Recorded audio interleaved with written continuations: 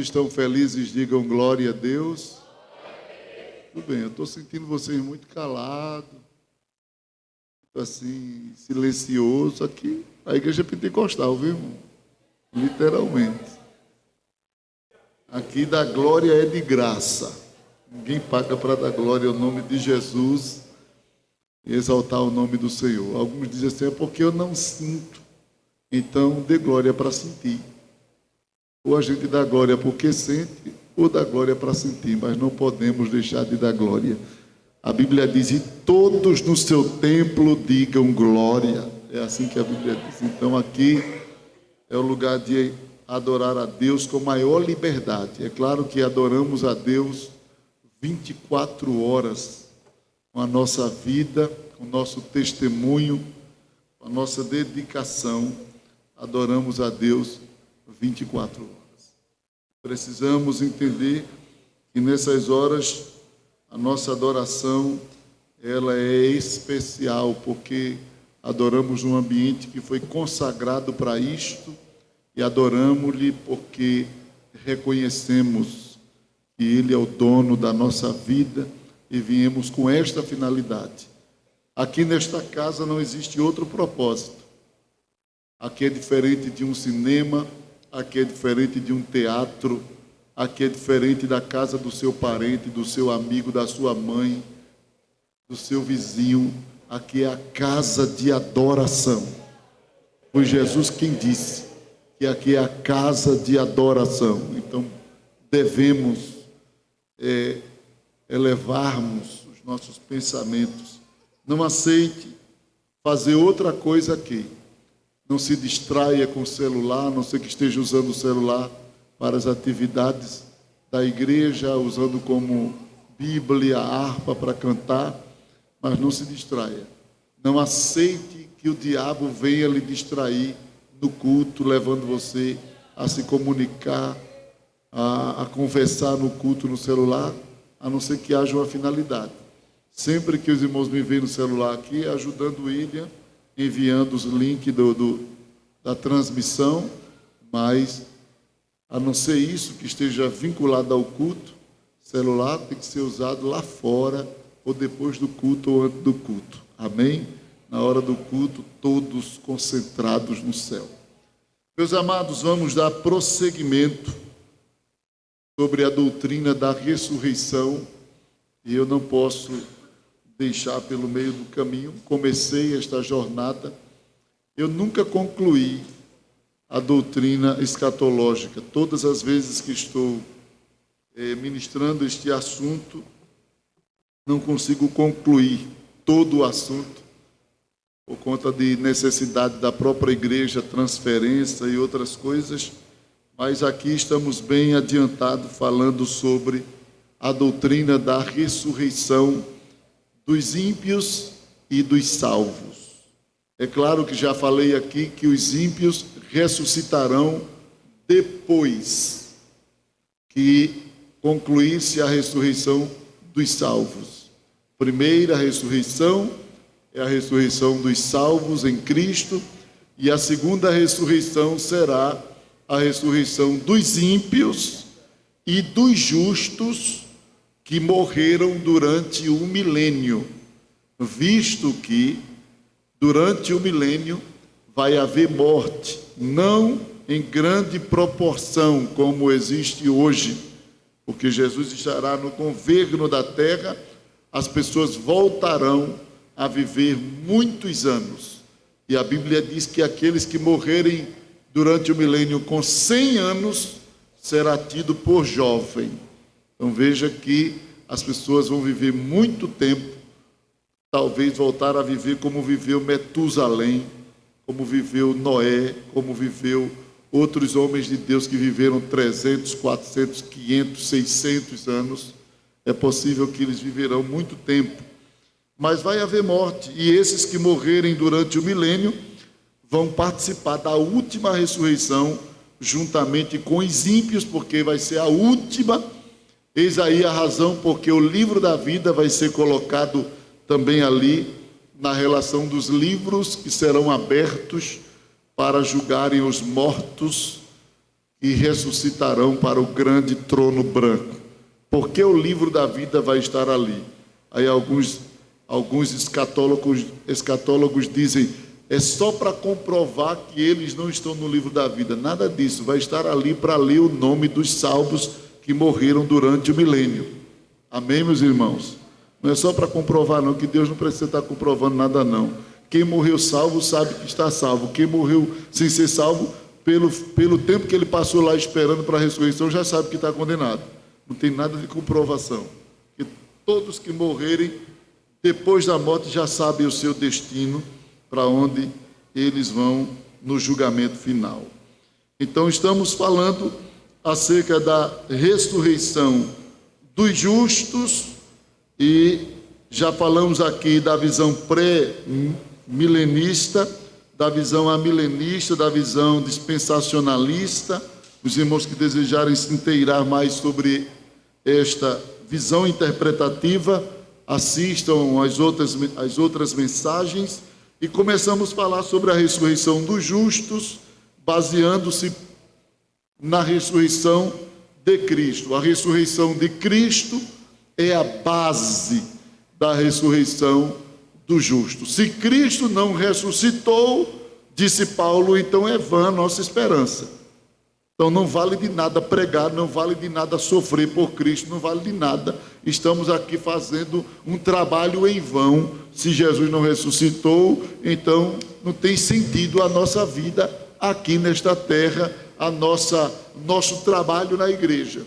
Mas ele, quando chega no versículo 20, ele diz, mas de fato, Cristo, o quê? Versículo 20 do capítulo 15 que lemos, mas de fato, Cristo ressuscitou dentre os mortos e foi feito as primícias dos que dormem. Então percebam de que a ressurreição de Cristo não é um conto de fada. A ressurreição de Cristo não é um sofisma religioso. A ressurreição de Cristo não é um mito. A ressurreição de Cristo é um fato comprovado, incontestável. É um fato incontestável, devido ao número de elementos que evidenciaram e que comprovam tal ressurreição. E esta ressurreição é a base da nossa fé. Amém? A base da fé de todos aqueles que já morreram e dos que estão vivos é a ressurreição de Cristo. Eu já disse aqui que Jesus e os apóstolos apresentaram a ressurreição como principal sinal de sua messianidade. Já disse aqui que, no caso contrário, seria impossível sermos salvos, pois através da ressurreição exercitamos a nossa fé. Se Jesus não houvesse ressuscitado, então seria vã a nossa pregação. Mas as Escrituras afirmam-nos que ele ressuscitou. 1 Coríntios capítulo 15, versículo 3 e o 4, Paulo diz que ele morreu segundo as Escrituras e ressuscitou segundo as Escrituras. Então, por esta razão, nós temos esperança.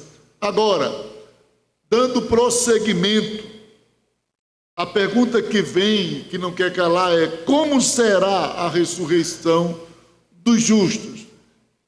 E Cristo morreu e ressuscitou, eu sei, e eu creio. E se esta ressurreição é a base da fé daqueles que morrem crendo em Jesus, então como vai acontecer a ressurreição dos justos?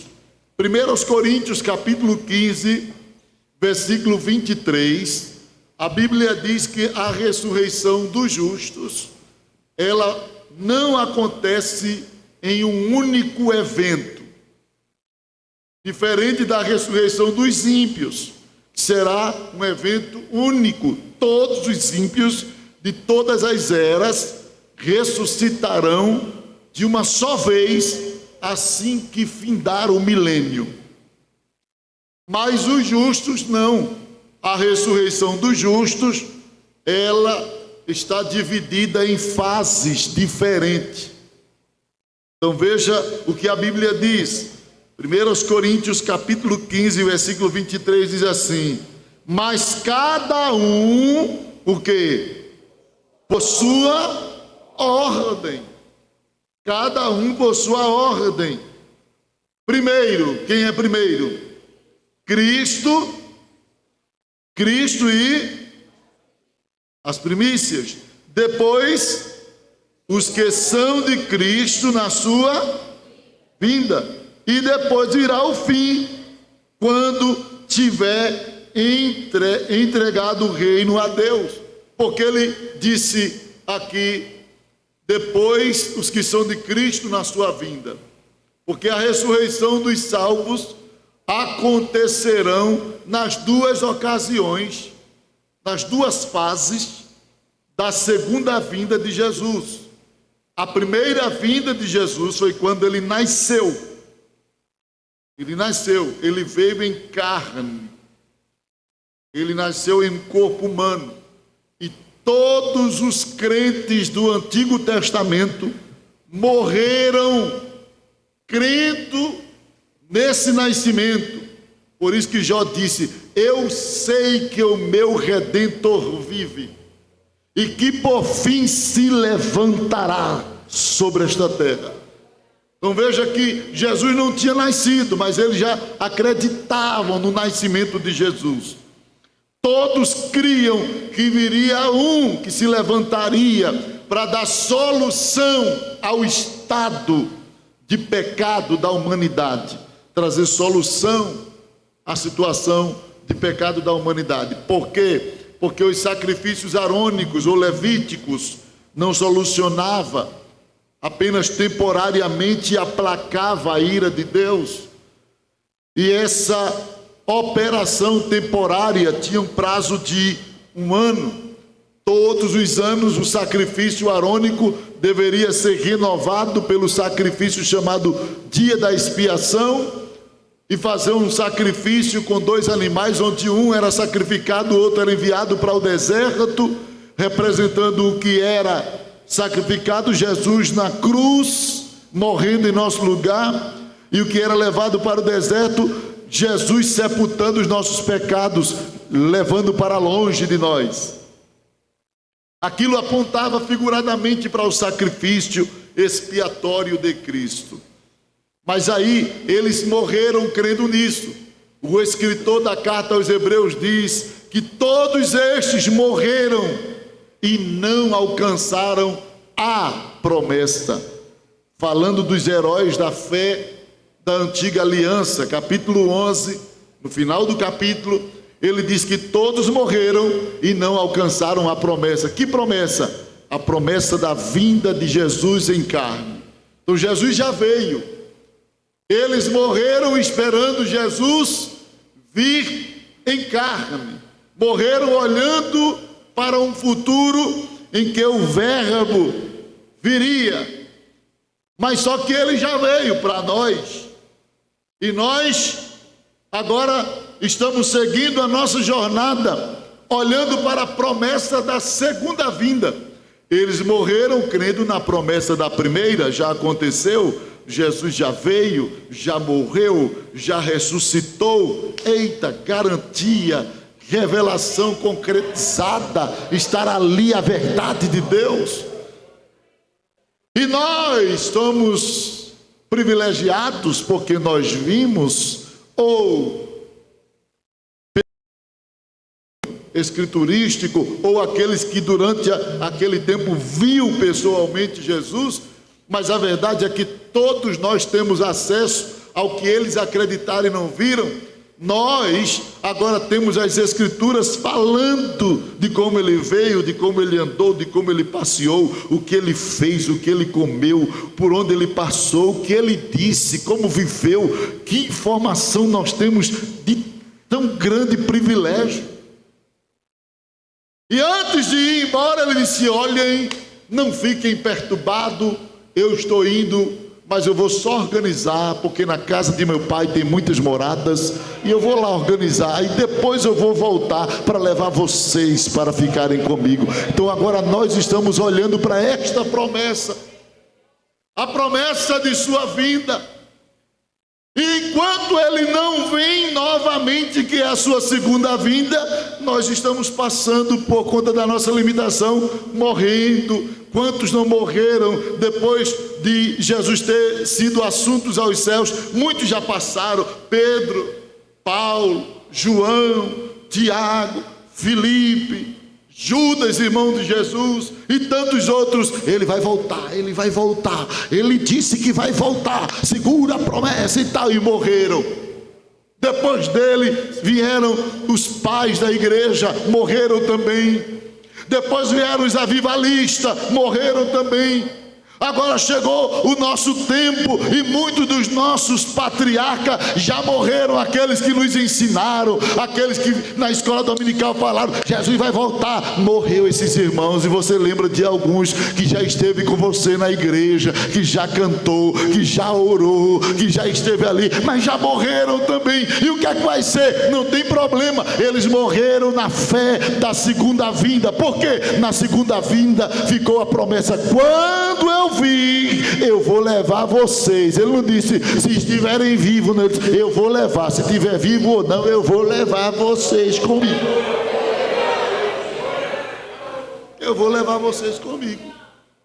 Então, nessa esperança, Paulo, ensinando acerca dessa esperança, ele disse: olhem, queridos, a ressurreição dos salvos acontecerá em fases diferentes. Primeiro Cristo e as primícias, ou Cristo as primícias. Depois os que são de Cristo na sua vinda, quer seja na primeira fase os grandes molhos, que serão colhidos, ou na segunda fase, aqueles que morrerem durante a grande tribulação ressuscitarão quando Jesus descer com a igreja para estabelecer o governo milenial. Então vai ser tudo na sua vinda, quer seja na primeira ou na segunda, é na sua vinda, mas será cada um na sua ordem. Cada um na sua ordem. Há grupos distintos. A ressurreição do justo acontecerá em tempos diferentes, e nós vamos analisar isso aqui. Primeiro, Cristo e as primícias. Alguns escatólogos dizem, a grande maioria concordam, de que quando Cristo morreu, os sepulcros dos santos se abriram, muitos santos reviveram, mas não saíram do sepulcro, porque eles não podiam inaugurar a ressurreição, a saída do sepulcro. Jesus é a base. Aí eles reviveram e esperaram. Quando Jesus ressuscita, no terceiro dia, então eles saem. Todos saem do sepulcro. Abra a Bíblia, Mateus capítulo de número 27, versículo 51 ao versículo de número 53.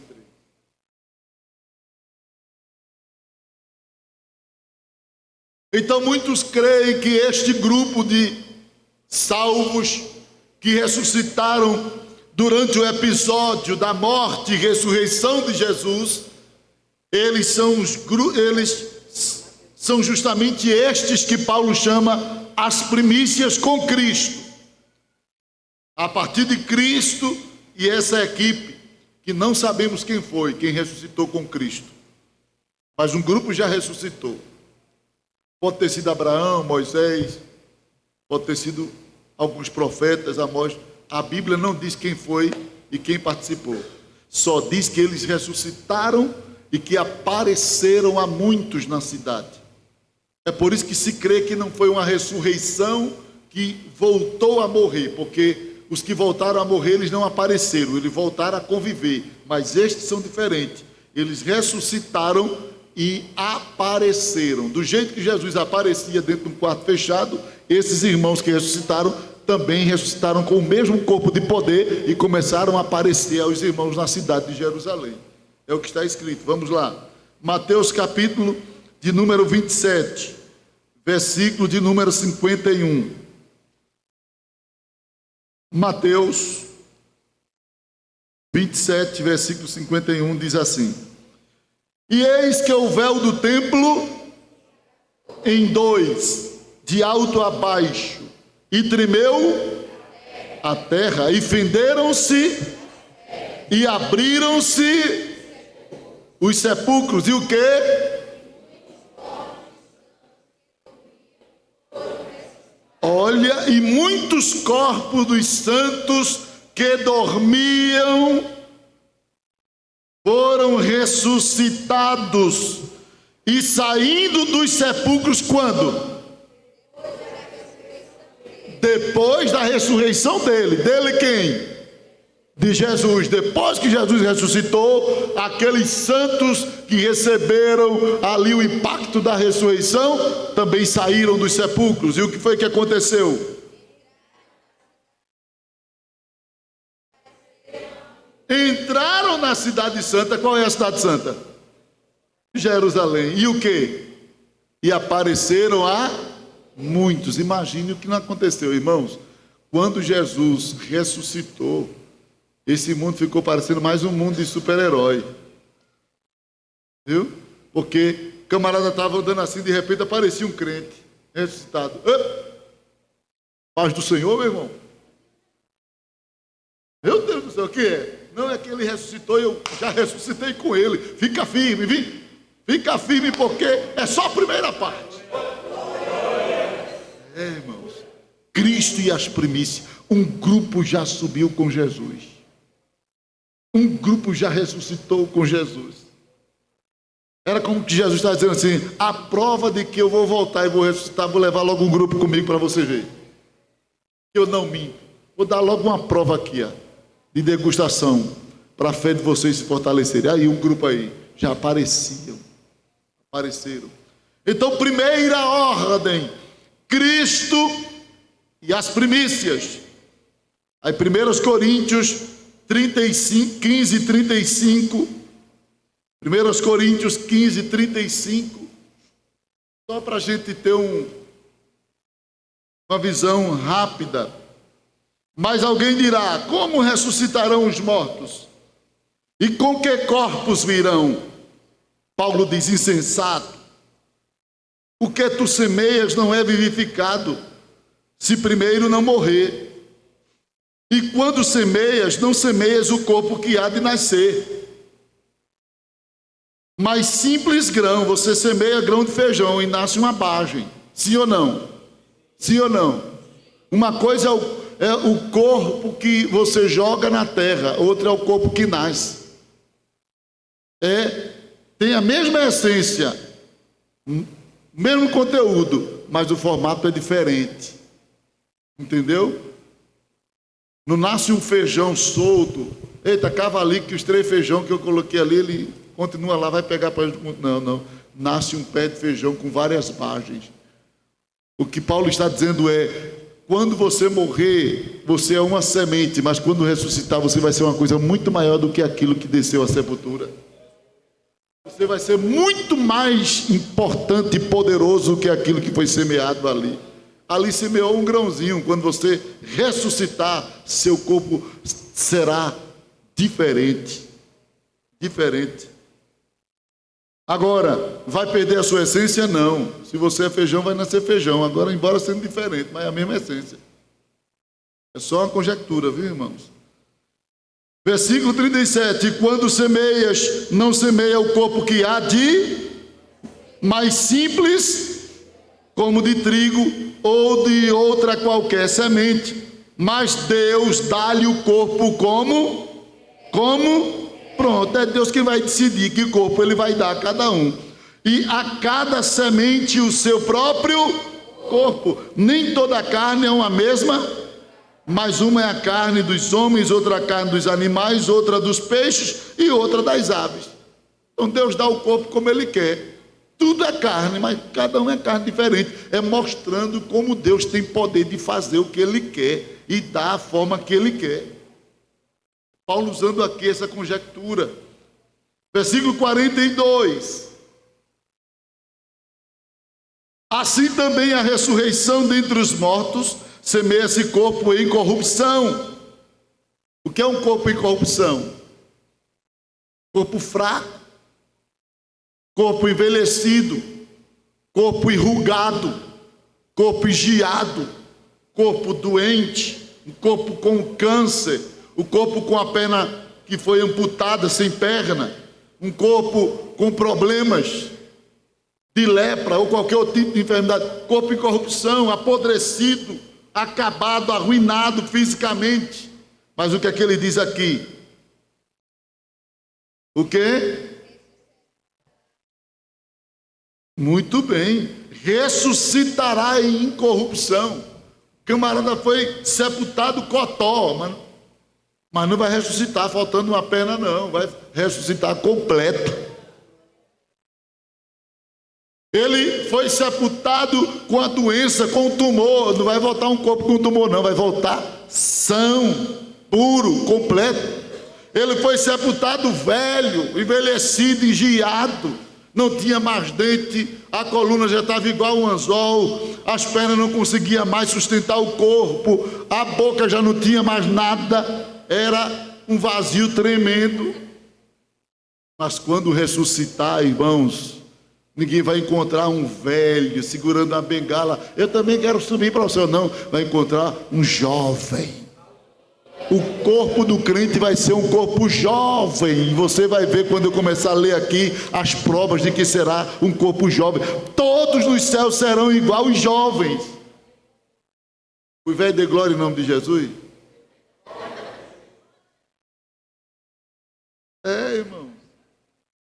No céu ninguém envelhece não. Você sabia disso? Não tem envelhecimento. A Bíblia diz que as mulheres foram procurar o corpo de Jesus no sepulcro. E quando chegaram lá, encontraram o quê? Um varão assentado lá sobre a pedra lá, que o saudou, ou saudou aquelas mulheres dizendo assim: o que é que vocês estão querendo? Nós viemos procurar o mestre. Aí aquele jovem que era um anjo, a Bíblia diz que era um anjo, disse: ele não está mais aqui, já ressuscitou. Agora ide aos seus discípulos e dizei que vai encontrar eles na Galileia, que ele está aguardando vocês lá na Galileia. Mas o que é que eu quero dizer com isso? Quantos anos tem um anjo? Quem foi criado primeiro, os anjos ou o homem? E como é que aquele anjo ainda era jovem? Depois de milênio de anos, aí que já se passou, mas quando elas foram olhar, o anjo que estava lá era jovenzinho. Por quê? Porque não há envelhecimento no céu. E o que foi que Jesus disse? Vocês serão como os anjos. O que é que ele está dizendo? Vão ser todos novinhos. Vão ser todos jovens. Entendeu? Não vai precisar de colocar aquele negócio lá no rosto. Botox. Entendeu? Não é precisar de nada disso. Entendeu? Não vai precisar de colocar dentadura, prótese na cabeça, prótese na boca. Não. Seus dentinhos vai ser perfeito para comer o maná escondido. Entendeu? Porque tem crente aqui que se não tiver comer no céu, ele não vai querer ir para o céu não. Que gosta de comer.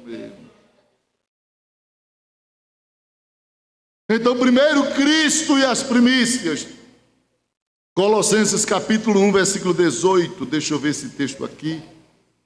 1:18 diz: e ele é a cabeça do corpo da igreja, e o princípio e o primogênito dentre os mortos, para que em tudo tenha a preeminência. Veja que Cristo é o primeiro, e com ele está ali um grupo de salvos que ressuscitou e está com Cristo. Depois de Cristo, todos os salvos que dormiram em Cristo. 1 Coríntios capítulo 15, versículo 51, Paulo diz, nesta carta, 15:51, eis aqui vos digo o mistério. Era até agora deixou de ser, porque ele vai dizer, na verdade, nem todos dormiremos, nem todos vamos morrer. Iremos morrer, mas todos seremos transformados. Nem todos iremos morrer, mas todos seremos transformados. Num momento, num abrir e fechar de olhos, ante a última trombeta, porque a trombeta soará e os mortos ressuscitados, ou os mortos ressuscitarão incorruptíveis, e nós, olha que ele pensava que ia ser no tempo dele, ele diz, e nós seremos transformados. Ele pensava que não ia morrer, por isso que ele disse assim, e nós seremos transformados. Se ele soubesse que ia morrer, dizia, e aqueles que estiverem vivos no dia da vinda será transformado. Mas ele disse, e nós, incluindo. Ele tinha tanta convicção do que estava pregando, que ele já achava que era naquele tempo ali, naquela dispensação, que ele chega a dizer, e nós seremos transformados. Era muita convicção, irmãos. A certeza indubitável no coração de Paulo. 1 Tessalonicenses capítulo 4, versículo 16, ele diz, e o mesmo Senhor descerá do céu com alarido, voz de arcanjo, trombeta de Deus, e os mortos em Cristo ressuscitarão primeiro, depois nós, os que ficarmos vivos, seremos arrebatados juntamente com eles ao encontro do Senhor nos ares. Não existe contradição na doutrina da ressurreição. Cristo ressuscitou primeiro com um grupo, e agora todos aqueles que durante o arrebatamento estiverem mortos ressuscitarão para participarem do arrebatamento da igreja. Todos eles ressuscitarão naquele dia, naquele evento. Depois da ressurreição do maior molhos, da maior colheita, o que vai acontecer? A ressurreição dos rabiscos, porque a ressurreição, ela está prefigurada justamente na forma de colheita que os israelitas praticavam sob a ordem de Deus.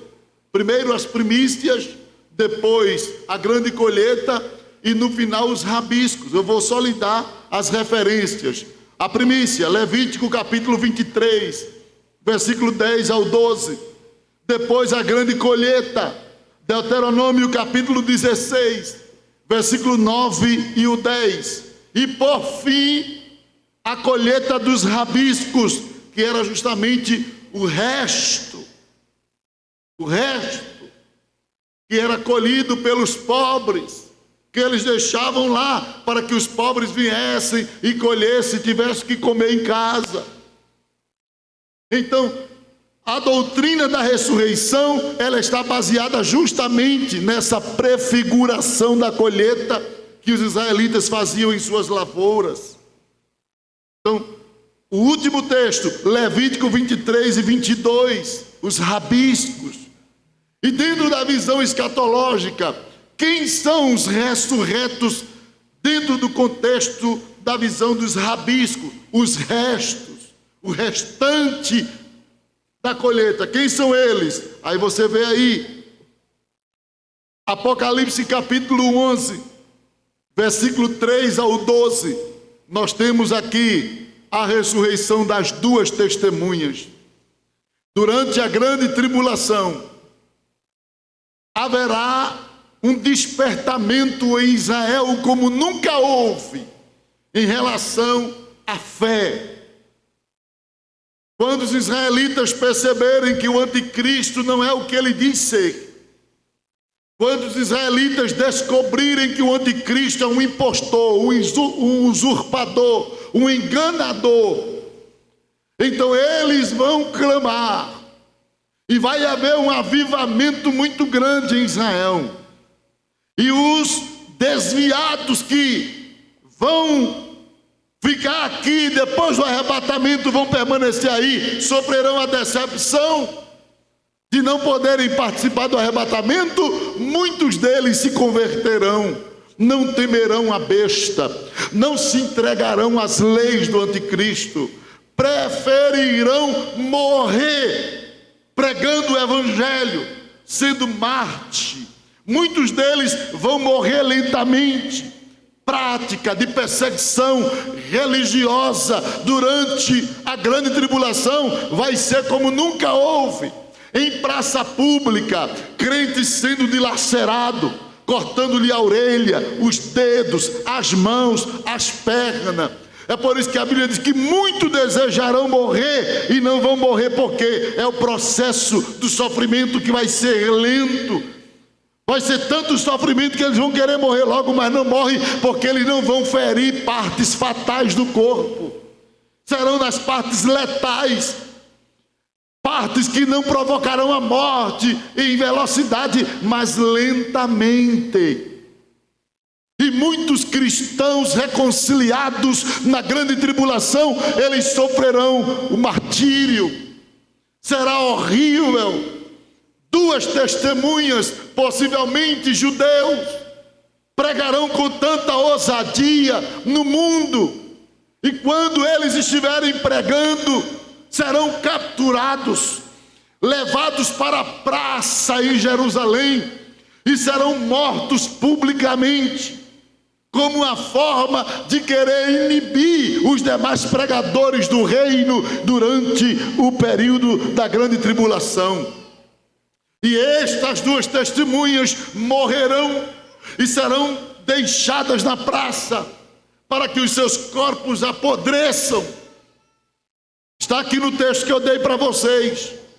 E quando eles estiverem na praça, publicamente, todos ali vendo seus corpos ali, passarão 3 dias na praça. No 3º dia, uma voz do céu vai bradar para as testemunhas e dizer: subi aqui. E quando a voz bradar, os 2 corpos vão se levantar publicamente, todos vão assistir à ressurreição e eles vão subir para o céu. Oh glória, oh glória, oh glória. Começa a colheita dos rabiscos, começa a ressurreição dos restantes. E isso vai provocar um avivamento. Tantos outros vão começar a pregar ousadamente, morrer. E vai morrer crente durante a grande tribulação. Os crentes que não foram arrebatados, os que ficaram e se converteram depois, vão morrer e vão subindo para o céu. E vão ficar lá no trono de Deus, dizendo: Senhor, vinga o nosso sangue. E o Senhor vai dizer: acalmem-se, tenha calma, descansem. Estou esperando o número de vocês se completarem. Há um número que eu sei que vai morrer. Quando ele se completar, eu vou descer para julgar o sangue de você. E eles estarão clamando. Abra a Bíblia para a gente conferir isso. Apocalipse capítulo 11. É porque, irmãos, muitos não pregam essa verdade. As pessoas só estão preocupadas em carro, casa, chave, emprego e casamento. Irmão, isso aí é coisa da vida, que Deus já deu a liberdade para você escolher. Vai trabalhar, Ele vai te abençoar no trabalho. Procura fazer as coisas certinhas, escolhe uma pessoa certa para casar. Igreja, irmão, não é para estar aqui pregando sobre só casamento, essas coisas. É só orientação, conselho. Igreja é para pregar a Bíblia, aquilo que a igreja precisa saber do céu e da eternidade. Apocalipse capítulo 11, versículo 3 ao 12. Abra a Bíblia para você ver. E darei poder às minhas 2 testemunhas, que profetizarão por 1260 dias vestidas de saco. Elas são as 2 oliveiras e os 2 castiçais que estão diante de Deus na terra. E se alguém lhes quiser fazer mal, o fogo sairá da sua boca e devorará os seus inimigos. E se alguém lhes quiser fazer mal, importa que assim seja morto.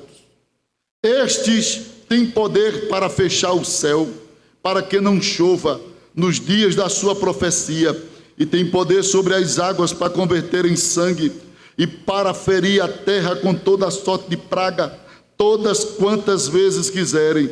E quando acabarem o seu testemunho, a besta que sobe do abismo, olha, lhes fará guerra, os vencerá e os matará. E jazerão os seus corpos mortos na praça da grande cidade, que espiritualmente se chama Sodoma e Egito, onde o seu Senhor também foi. Gente, que revelação! Eles serão mortos na praça da cidade que se chama Sodoma e o que? E Egito, onde o seu Senhor foi. E onde foi que Jesus foi crucificado? Onde? Jerusalém. E por que agora Jerusalém vai ser chamado Sodoma e Egito? Porque Jerusalém agora vai estar tomada pela idolatria, heresia e prostituição, perversão sexual, e vocês sabem o que é sodomia. Entendeu agora? Nesses dias, o espírito de sodomita vai estar dominando Jerusalém. E hoje em Jerusalém já tem, viu? Hoje em Jerusalém já tem as caminhadas de sodomia. Significa que já está perto. A base do anticristo já está preparada. Veja a característica, leiam a Bíblia, queridos. E jazerão seus corpos na praça da grande cidade, que espiritualmente se chama, não é literalmente, se chama Sodoma e Egito, onde o seu Senhor também foi crucificado. E homens de vários povos, tribos, línguas e nações verão seus corpos mortos por 3 dias e meio, e não permitirão que os seus corpos mortos sejam postos em sepulcros. E os que habitam na terra se regozijarão sobre eles. Olha, eita, acabou-se os 2 pregadores. Cadê aqueles pregadores? Ali, ó, morreram, não eram tão poderosos, não faziam tantos milagres. Sim, é assim que eles vão fazer. Se alegrarão e mandarão presente uns aos outros, porquanto esses 2 profetas tinham atormentados os que habitam sobre a terra. Eles pregaram tanto sobre o juízo, tinham feito tanto juízo, que eles estavam inquietos. E depois daqueles 3 dias e meio, o Espírito de vida, vindo de Deus, entrou neles, e puseram-se sobre os seus pés, e caiu grande temor sobre os que o viram, e ouviram uma grande voz do céu que lhes dizia. E o que era que a voz dizia? Vem para cá. Eles estão lá, eles têm escarnecido aí, não valeu a pena não pregar, fazer tanta coisa, está lá os corpos. Não deixaram sepultar significa desonra. Um corpo sem sepultamento é morrer e ser desonrado. Mas quando eles pensam em humilhar, a voz do céu vai dizer: vem cá, vem para cá. Segura, anticristo, agora. Segura, falso profeta. Segura, bando de besta. Segura o corpo dele. O corpo dele vai ressuscitar e vai subir publicamente em glória. Glória, irmão. Eita lá. Coisa extraordinária. Aí começa a ressurreição dos rabiscos. Depois dessa grande, dessa ressurreição, aí vem a ressurreição dos demais rabiscos. Apocalipse capítulo 6, versículo 9 ao 17. E Apocalipse capítulo 14, versículo 1 ao 5. Você pode ver isso aí. Capítulo 14, 1 ao 5. Então olhei e vi que estava o Cordeiro sobre o monte Sião, e com ele 144.000, que em suas testas tinha escrito o nome de seu Pai. E ouvi uma voz do céu como a voz de muitas águas, e como a voz de um grande trovão, e ouvi uma voz de harpistas que tocavam com as suas harpas e cantavam um cântico novo diante do trono e diante dos 4 animais e dos anciãos, e ninguém podia aprender aquele cântico, senão os 144.000 que foram comprados da terra.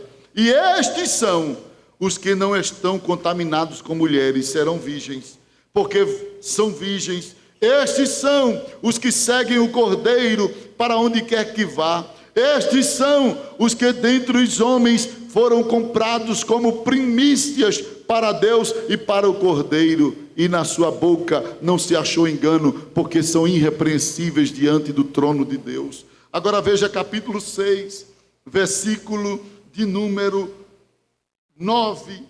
Capítulo 6, versículo 9. Diz assim: e havendo aberto o quinto selo, vi debaixo do altar as almas dos que foram mortos por amor da palavra de Deus e por amor do testemunho que deram, e clamavam com grande voz, dizendo: até quando, ó verdadeiro e santo dominador, não julgas e vingas o nosso sangue dos que habitam sobre a terra?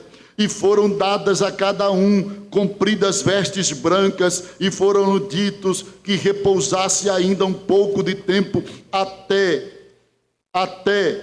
que também se completasse o número de seus conservos e de seus irmãos que haviam de ser mortos como eles foram. Então vejam, estes aqui é que vão ressuscitar quando Jesus voltar na sua segunda fase, para estabelecer o governo milenial. Então, quando Jesus voltar, estes ressuscitarão, serão levantados, serão erguidos, serão reconduzidos à presença do Senhor, e eles vão reinar com Cristo durante 1000 anos. Vão estar com Cristo, ressuscitarão para reinar com Cristo durante 1000 anos. São os rabiscos. Então, deixa eu ver se os irmãos entenderam. A ressurreição do justo é uma dividida em 3 fases. Na primeira ordem, Cristo e as primícias. Na segunda, o grande molho de ressurreto, que será na vinda de Jesus para levar a igreja. E a terceira, que é o rabisco, são os mártires da grande tribulação. Quem me entendeu, digam amém. Então, qual a finalidade da ressurreição do justo? Ou para que o justo há de ressuscitar? Para que o justo vai ressuscitar? Você sabe por que o crente vai ressuscitar? Primeiro, você vai ver lá em Lucas capítulo 14, versículo 14. Veja o que é que a Bíblia diz. Lucas 14, 14 comunica-nos que o justo ressuscitará para receber o seu galardão, a recompensa pelo seu trabalho. A Bíblia começa a mostrar então agora a finalidade ou a razão dessa ressurreição. Lucas 14, 14 diz assim: e serás bem-aventurado, porque eles não têm com que tu recompensar, mas recompensado te será. Quando? Na ressurreição do justo. Então, a primeira finalidade da ressurreição é para galardoar os salvos. Galardoar os salvos. Eles vão ressuscitar para receber galardão. 2, para que os justos ressuscitarão? Qual a finalidade dessa ressurreição? Para desfrutarem de uma recepção, de apresentação e honra nos céus.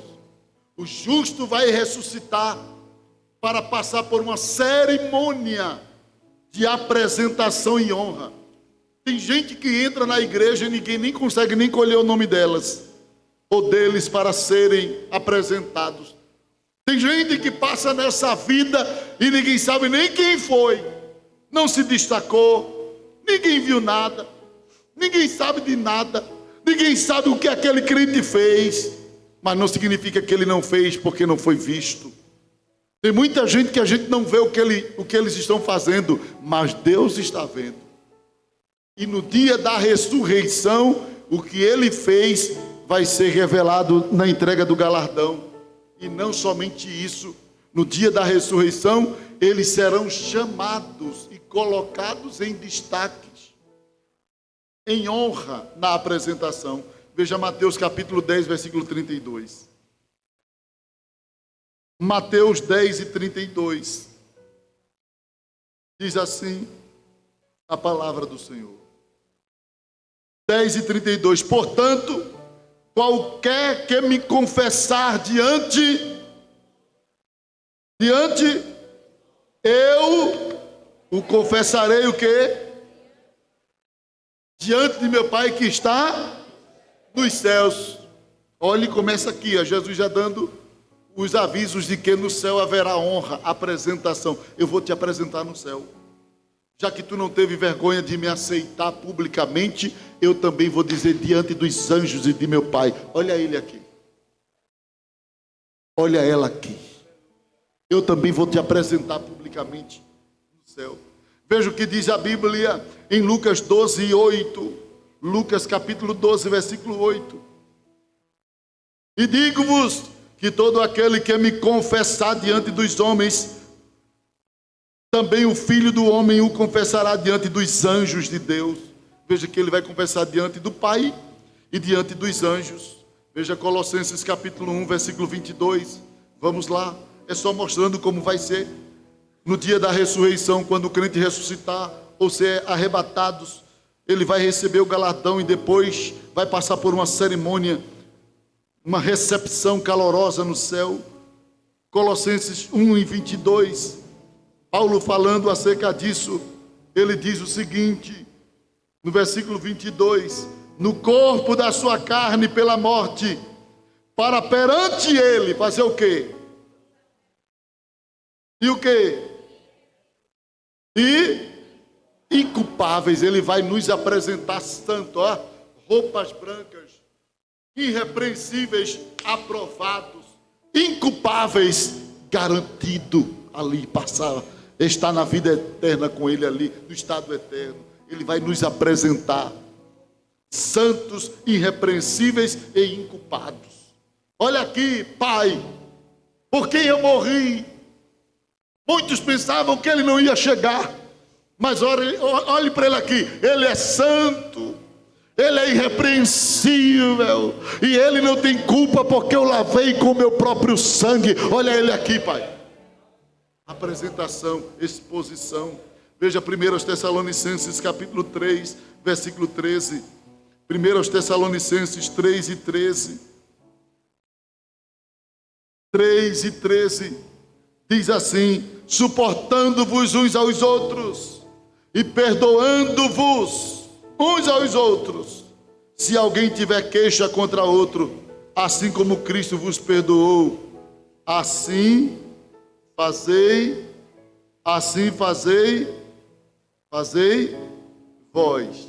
Mas eu creio que nesse texto, deixa eu ver aqui, eu estou lendo é Colossenses, é 13:13. Para confirmar os vossos corações, para que sejais irrepreensíveis em santidade diante de nosso Deus e Pai. Quando? Na vinda de nosso Senhor Jesus Cristo com todos os seus. Percebam de que os textos não se contradizem, completam. Veja também Judas, capítulo único, versículo 24. Eu vou encerrar aqui neste ponto e vou continuar na próxima semana. Por que e para que o crente vai ressuscitar? Primeiro, para receber seu galardão. Segundo, para ser recepcionado no céu. Veja Judas, capítulo único, versículo 24. Diz assim a palavra do Senhor: ora, aquele que é poderoso para vos guardar de tropeçar, e o quê? E apresentar-vos irrepreensíveis com alegria perante a sua. Vocês estão vendo que a Bíblia fala de uma apresentação? Vocês estão vendo quantos textos temos na Bíblia falando de uma recepção no céu? Vejam que a Bíblia fala claramente em Apocalipse capítulo 3, versículo de número 5. Diz: o que vencer será vestido de vestes brancas, e de maneira nenhuma arriscarei o seu nome do livro da vida. Agora veja, e confessarei o seu nome diante de meu Pai e diante dos anjos. Agora nós temos os dois textos em um versículo só. Diante do Pai e diante dos anjos. Sabe o que é? É que não vai ter pressa no céu. Ele vai apresentar a sua noiva. Ele vai apresentar os seus filhos, aqueles que batalharam, que lutaram, que não se renderam à prostituição, ao pecado, que resistiram a Satanás, que fugiram da tentação, que venceram o mundo pela fé, crendo no que está por vir. Esses que superaram tudo isso, todos esses embates, naquele dia, Jesus vai dizer: olha eles aqui. Olha eles aqui. E eu já disse aqui do casal de missionários que gastaram a sua mocidade no campo missionário, envelheceram, voltaram para a sua pátria e não receberam nenhuma recepção. Até acharam que seriam recepcionados, porque pela janela do avião eles viram lá uma banda, um tapete vermelho. E eles acharam: olha, disse a mulher, filho, a igreja preparou a orquestra para nos receber. Que honra, filho. Que coisa boa ter gastado a nossa vida para Jesus, na obra do Senhor. Que receptividade. E quando eles desceram, que pisaram no tapete, ninguém tocou nada, não houve som de nada. Eles passaram esperando um barulho, alguma coisa, e ninguém fez nada. Quando eles terminaram de passar, desceu um político e a banda começou a tocar. E a velhinha decepcionada, a velha missionária olhou para o velho e disse: meu Deus, que coisa triste. Nós não temos honra nenhuma depois de ter gastado toda a nossa vida no campo missionário. O velho pastor olhou para ela e disse assim: deixa isso para lá, menina. É porque ele está chegando em casa. Nós não chegamos em casa ainda. Ele estava dizendo: a recepção destes é porque eles moram aqui. Nós não somos daqui. Quando nós chegarmos lá, tu vai ver. Tu vai ver a receptividade. Os anjos tocando. Olha, o tapete estendido e a igreja chegando lá com um noivo. Vai ser tremendo a chegada da igreja no céu, irmãos. Para que os crentes vão ressuscitar e por quê? Qual a finalidade? Para receber as honras que não tiveram aqui. Te prepara, porque Deus vai te honrar.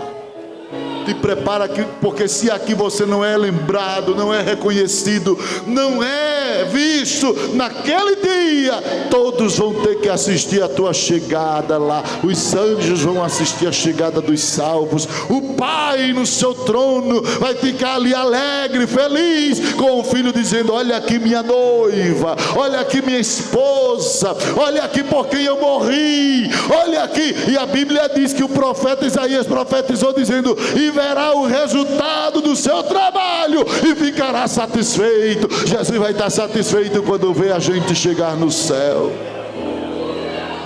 Quando nós chegarmos no céu, Jesus vai estar tão feliz. Jesus vai estar tão alegre, porque foi por essa razão que ele morreu. Foi por este motivo que Jesus morreu. Foi por esta razão que ele entregou a vida dele por nós. Então faça valer a pena o sacrifício de quem deu a vida dele por mim e por você. Todos em pé, meus irmãos. Depois, se Deus permitir, vamos continuar. Quando chegar a hora, eu vou dizer como será o corpo dos ressurretos, à luz da Bíblia, os detalhes que a Bíblia apresenta.